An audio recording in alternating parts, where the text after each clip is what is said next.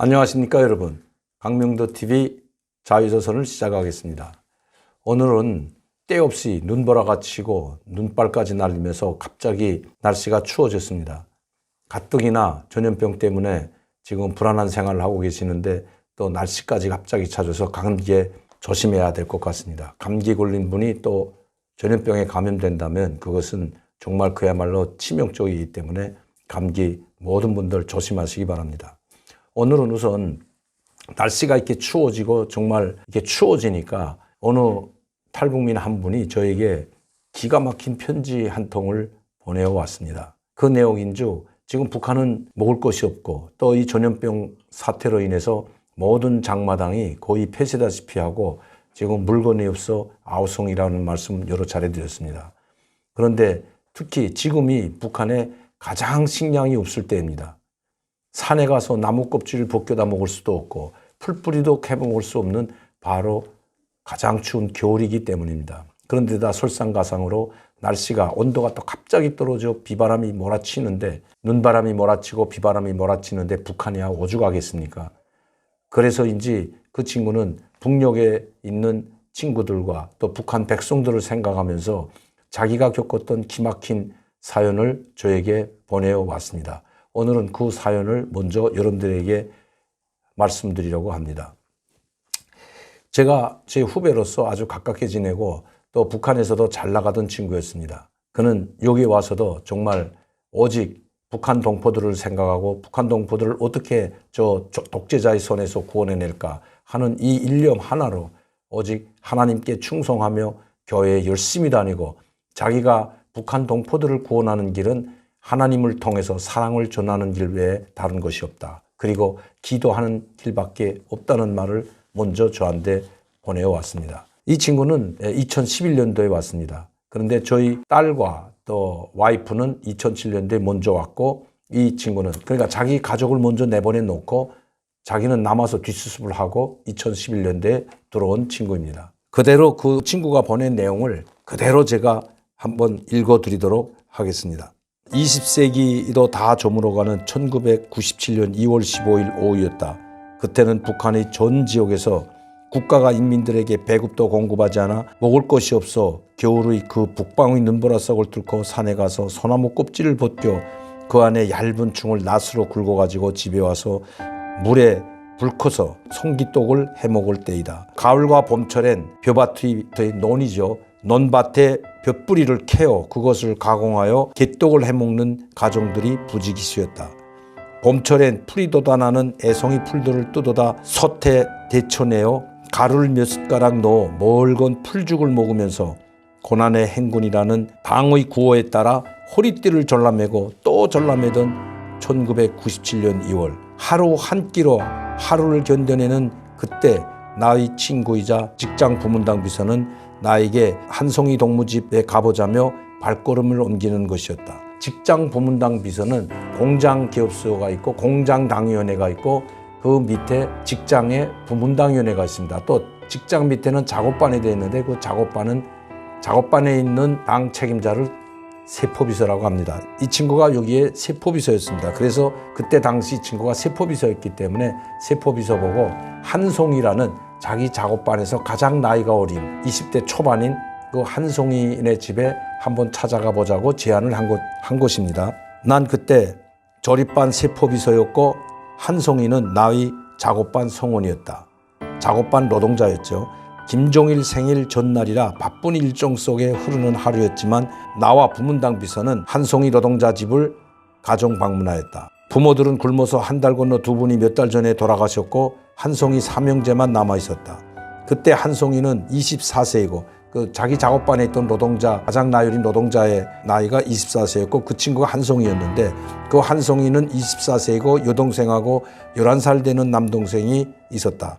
두 아이들 이름은 생각이 안 난다. 집이라야 어느 고등중학교 창고를 빌려 온돌을 놓고 부엌엔 가마 2개를 걸 수 있게 개조한 것이었다. 우리가 문을 열고 들어서니 기가 차 뭐라 말을 해야 할지 말이 나가지 않았다. 북방인 청진이 겨울 날씨는 한국에서 제일 춥다고 하는 겨울 날씨가 그것은 여느 겨울이 보통 날씨다. 며칠 전 눈 내린 뒤라 바깥 날씨는 눈기운이 있어 쌀쌀하였다. 한송이네 집은 능지라 오후 이것만 햇빛은 볼 수도 없고 어두침침하였다. 하긴 창문도 없었다. 한송이 세 형제는 열을 깔고 그 위에 이불을 덮고 누워 있었다. 부엌에 있어야 할 가마는 이 가마솥이죠. 쇠가마는 시장에 내다 팔았는지 그 자리에 어디서 주워왔는지 철판을 덮어놓고 있었다.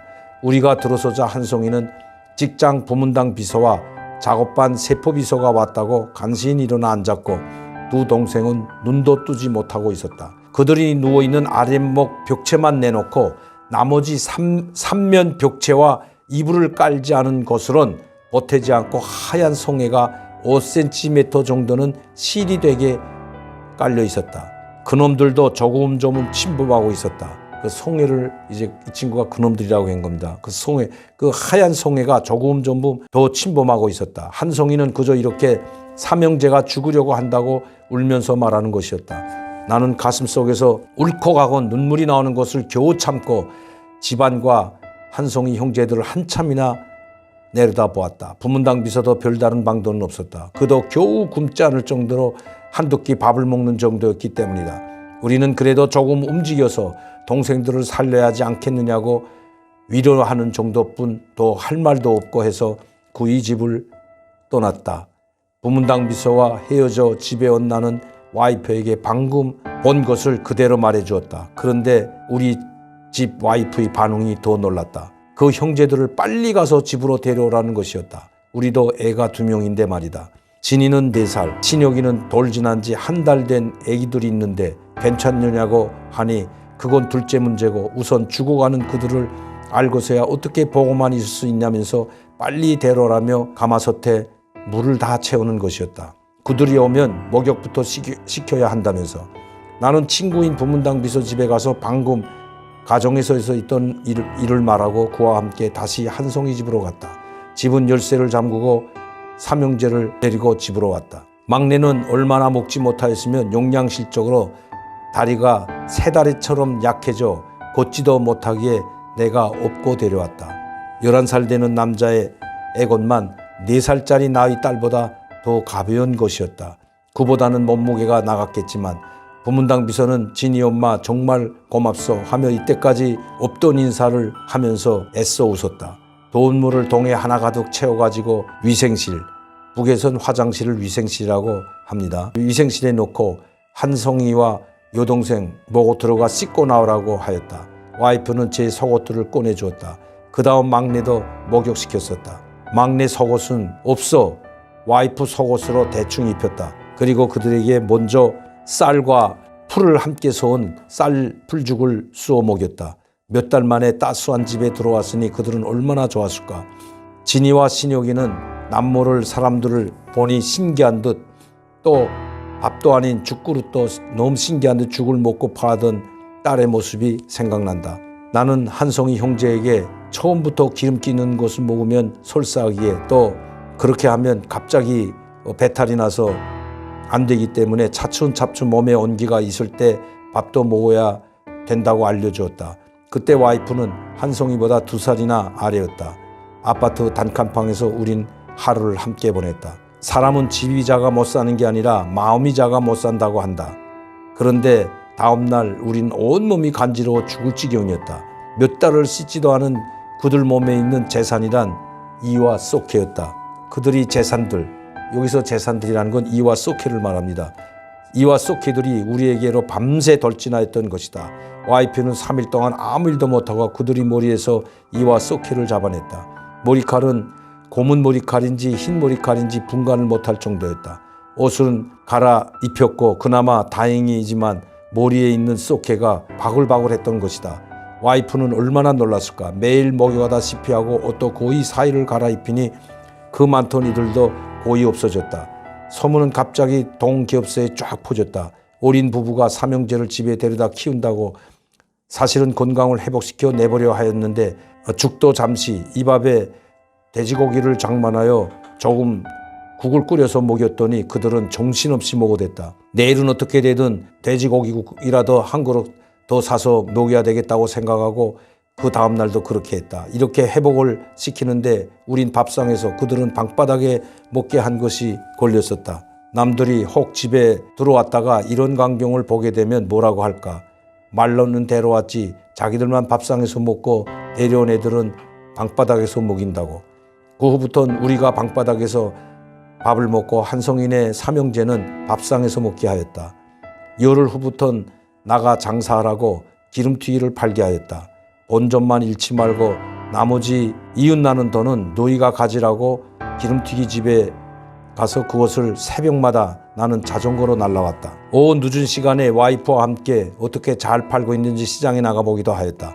하루하루가 모르게 그들의 얼굴엔 그래도 기름기가 돌고 막내는 생기가 돌기 시작하였다. 정말이지 한 가정도 힘든데 3명이나 더 불어나 식구는 7명이 되었다. 각자 소부대로 다녀야 할 시절에 우린 대부대 한 개 분대가 되었다. 힘들었지만 그들을 살려야 한다는 희망과 그들 모두를 죽음의 문턱에서 구원했다는 그 기쁨으로 힘들 줄도 몰랐었고 웃음 속에 하루를 보냈다. 그런데 넉 달 후 그 삼형제는 온다 간다 연락도 없이 집에서 나가버렸다. 아마 그들도 자기들 때문에 우리가 엄청나게 고생하고 오히려 점점 더 생활이 어려워지는 걸 목격했는지 소리 없이 나가버렸던 것이다. 나는 그들이 어디 가서 굶지 않고 또 장사를 좀 배워줬으니 이제는 장사를 하면서 살아나 나갈까. 그리고 그들이 나간 것이 몹시 마음에 걸렸다. 그리고 그때 와이프에게 정말 미안해하던 내가 떠오른다. 2020년 2월 15일.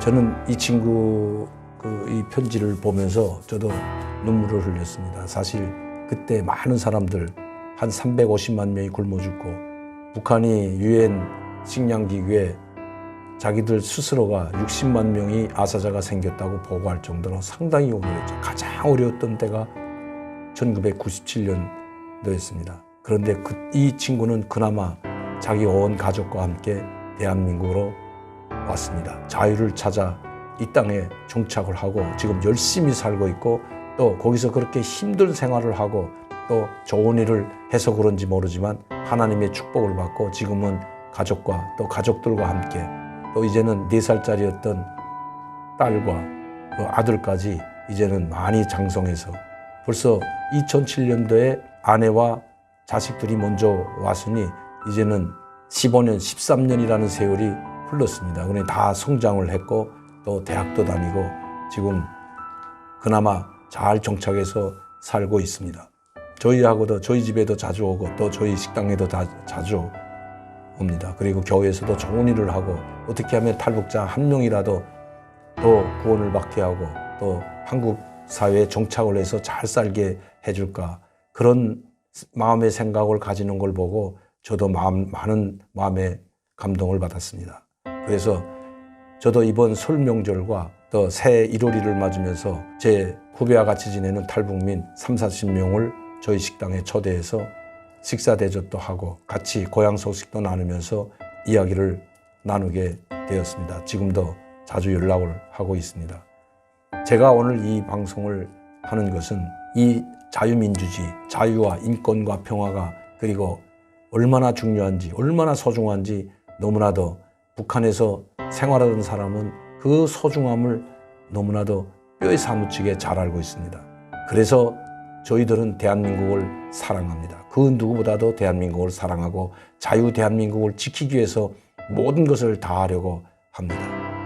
오늘은 이 한 통의 편지를 보내면서 제 유튜브 방송을 마치려고 합니다.